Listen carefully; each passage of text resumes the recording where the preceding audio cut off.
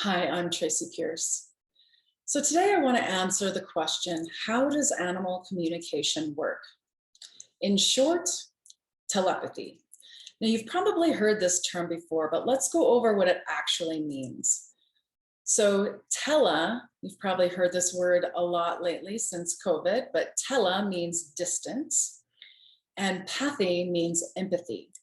So essentially telepathy is feeling empathy over a distance.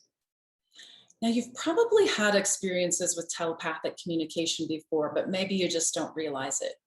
So here's an example. Have you ever had this happen where you have a friend who you haven't thought of or talked to in a really long time? Suddenly they come to your mind, perhaps you have a dream about them, and then say in the next 24 hours or so, they text or call you. That's an example of you catching like a bit of telepathic communication coming your way. So here's another example. This one happens with me and my partner quite a lot, actually. So have you ever had it where you're out and about doing your thing and maybe you're hungry, you're thinking about a particular meal, and you arrive home and either your partner has made that favorite meal or they're really on the same page about, oh yeah, let's go get that pizza. We were both thinking of the same kind of pizza. So that's another example of telepathy that maybe you didn't realize you were experiencing. So essentially, animal communication is telepathic communication. They're essentially one and the same. And what I've done is really refined and worked on refining these skills and translating these messages for the animals. So how I do this has to do with the specific way I connect my own heart to the heart of the animal.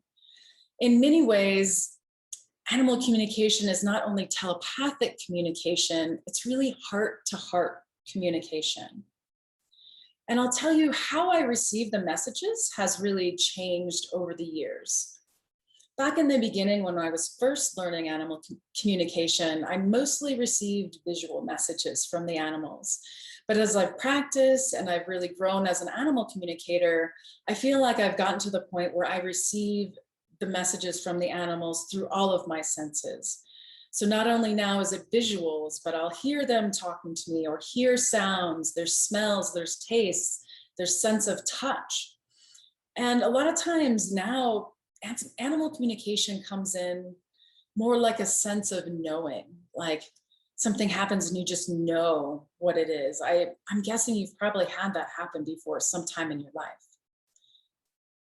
So when I think of animal communication, I really think about it like learning a new language.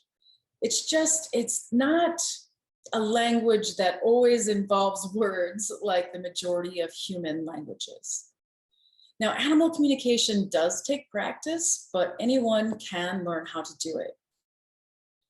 So those are just the basics about animal communication and how it works for me. If this catches your interest and you want to learn more, why don't you head over to my website? It's tracy-pierce.com. There's a lot more information there. And if you're interested to book a session, you can do that there as well. All right, I hope that was helpful and answers your question about how animal communication works. I hope we'll meet again sometime. And until then, take care and be well.